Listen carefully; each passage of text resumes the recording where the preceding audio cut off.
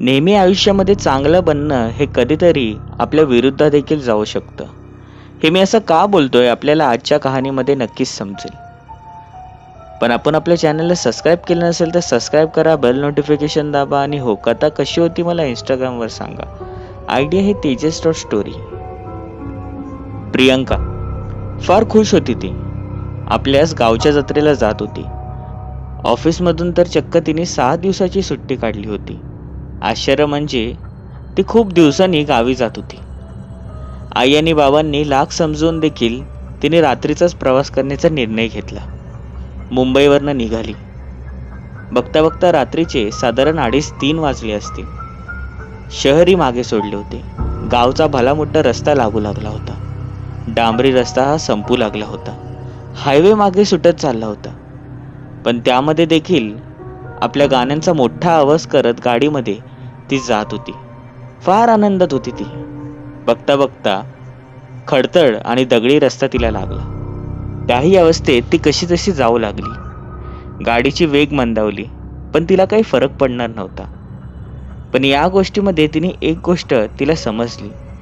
ती म्हणजे आजूबाजूला सगळे झाडेच होत्या आणि मध्येच तो छोटासा रस्ता आणि आजूबाजूला एकही वाहन नाही आणि वस्ती तर बिलकुलच नाही. म्हणून तिने एक मॅप काढला. अर्थात तो मॅप हा कागदी होता. त्यावर तिने ते पत्ता बघितला आणि तशीच ती जाऊ लागली. पण नंतर एक रस्ता असा आला जे मॅपमध्ये लिहिलेच नव्हते. तिने अंदाज घेतला आणि तशीच गाडी तिने त्या ठिकाणी वळवली आणि ती पुढच्या दिशेने जाऊ लागली. साधारण अर्धा तास झाला असेल. तो अनोळखी रस्ता तिला तिथे दिशा सापडत नव्हती. तोच रस्ता पुन्हा पुन्हा येऊ लागला होता. मनात एक भीती पसरली होती. पण नंतर तिच्या मनात एक समाधान दिसले. कारण की त्या रस्त्याच्या शेजारी साधारण एक 70 वर्षाची आजी चालली होती.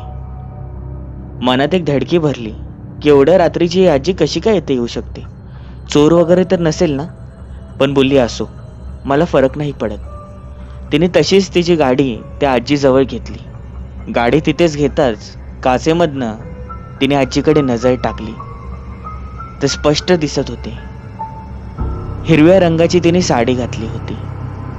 तिची कंबर थोडी वाकलेली होती. कपाळावर मोठे कुंकू, नाकात मोठी नथ. जणू आजपासून 100 वर्ष आधीची ती आजी असेल.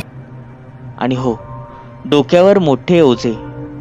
त्या अवस्थेत प्रियांकाने तिला विचारले, अहो काकी, तुम्हाला कुठे जायचंय का? मी तुम्हाला सोडू? पण त्या आजीने सांगितले, नाही रे बाळा, मला कुठे नाही जायचंय. आणि तू इथे कशी काय? आणि प्रियांकाने सांगितले, नाही, मला माझ्या गावीच जायचं होते. हा रस्ता दिसला आणि तशी ती आजी हसू लागली. बर बाबा, जा, तुला जायचंय ना, जा. पण एक गोष्ट सांगते, मला आजी बोलली आहेस, माझ्या लेकीच्या व्हायची आहेस. कोणी काही बोललं तरी ते थांबू नकोस. सरळ उद्या पहाटेलाच तुझी गाडी थांबव. प्रियंकाला जरा आश्चर्य वाटले. तसंही एवढ्या रात्रीची आजी इथे दिसली म्हणून तिला थोडी भीती होतीच. तिने तिच्याकडे दुर्लक्ष केले आणि ती तशीच आपली गाडी घेऊन जाऊ लागली. साधारण काही काळ गेला असेल. पण तो काळोखाचा रस्ता हा संपण्याचा नाव घेत नव्हता. रातकिड्यांचा आवाज, त्यात आजूबाजूला ते हिरवेगार झाडे, यामुळे भलीच थंडी पसरली होती. पण अचानकपणे प्रियंकाची पाठ दुखू लागली म्हणून तिने आपली गाडी थांबवली. गाडी थांबवताच ती तशीच खाली उतरली.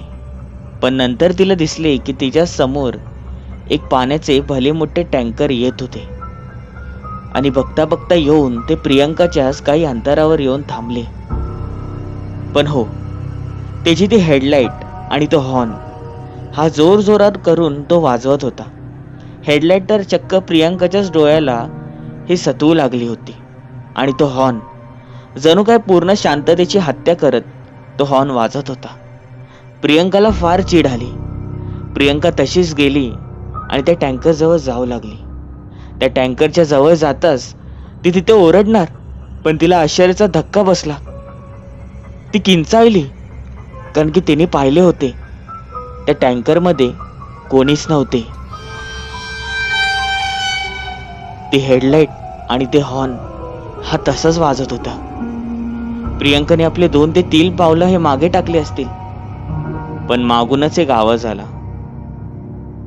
काय झालं मॅडम, तुम्ही कशाला घाबरलात? प्रियंकाने आपली नजर ही मागे टाकली आणि तिला आश्चर्याचा धक्का बसला.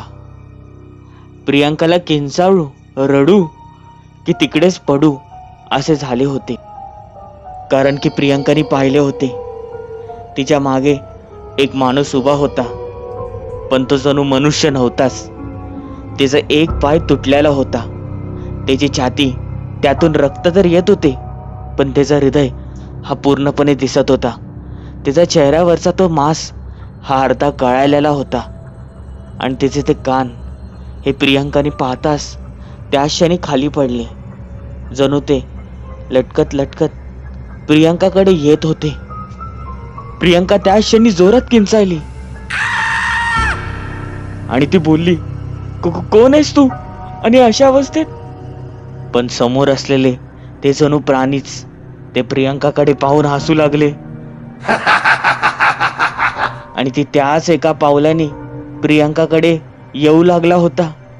आश्चर्याचा म्हणजे त्याचा प्रत्येक शरीरातला भाग हा रक्ताने गळत होता, पण फक्त एका पावलाच्या सहारे तो प्रियंकाकडे आता धावत येऊ लागला होता.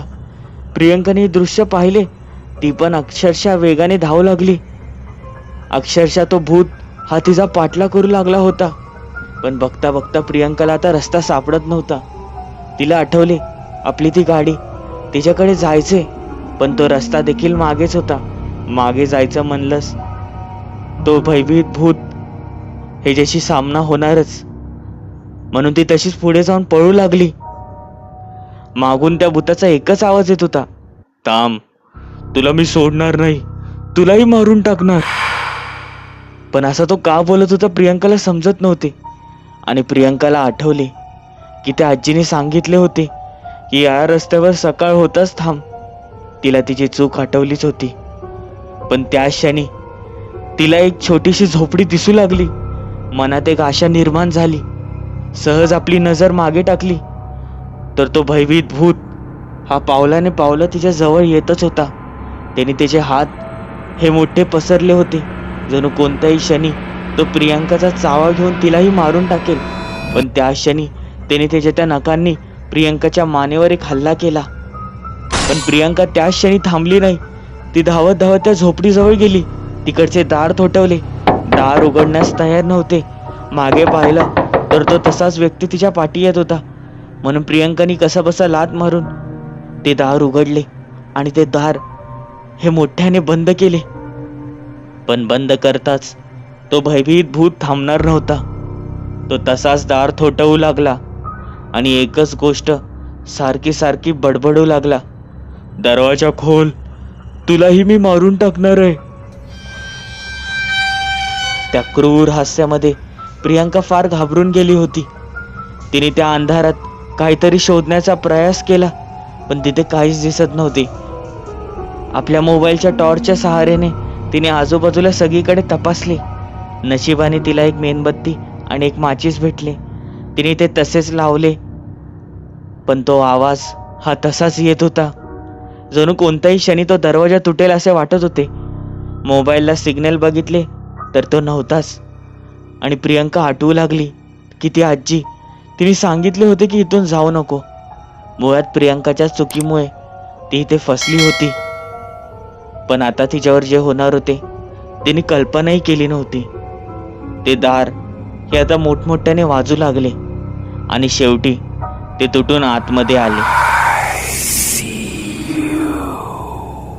आश्चर्याचा म्हणजे तो फक्त तिच्या एक पावलांवर हा पुढे येत होता.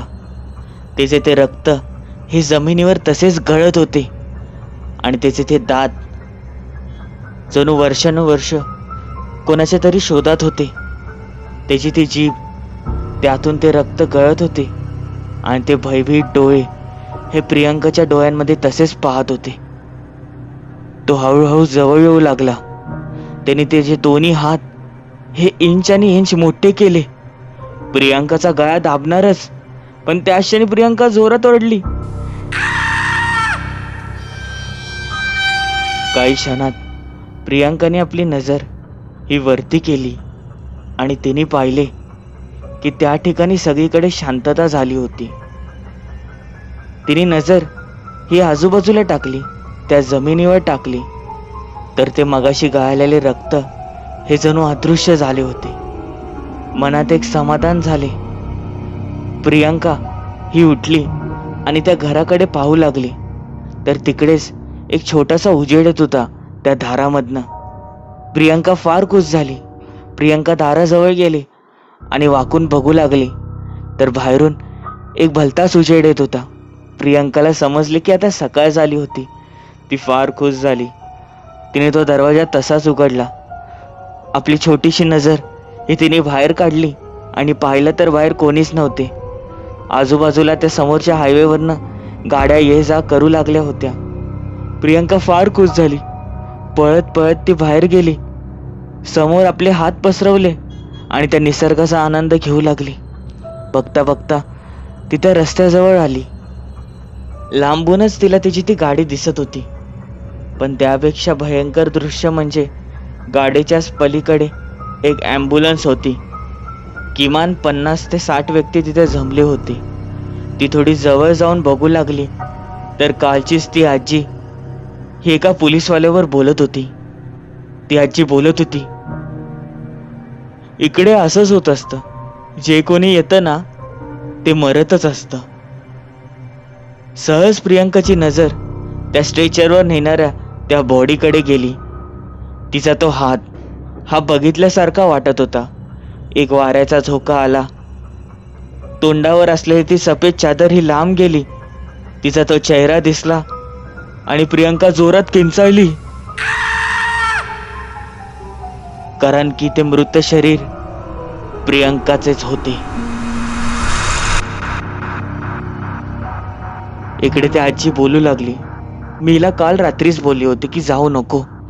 रस्ता फार विचित्र आहे, इथे विचित्र घटना घडतात. पण हिने काय ऐकलं नाही आणि हिची अशी अवस्था झालेली आहे. हिलाही त्यांनीच मारलं असणार. ही कथा कशी होती? आवडली असेल लाईक, नसेल आवडली डिसलाईक. तुमच्याही कथा अनुभव असतील तर मला इंस्टाग्रामवर शेअर करू शकतात. आयडी आहे तेजस स्टोरी. आणि हो, चॅनलला सबस्क्राईब करायला विसरू नका. बेल नोटिफिकेशन नक्की दाबा. फेसबुकलाही तुम्ही फॉलो करू शकता. भेटूया पुढील भागांमध्ये.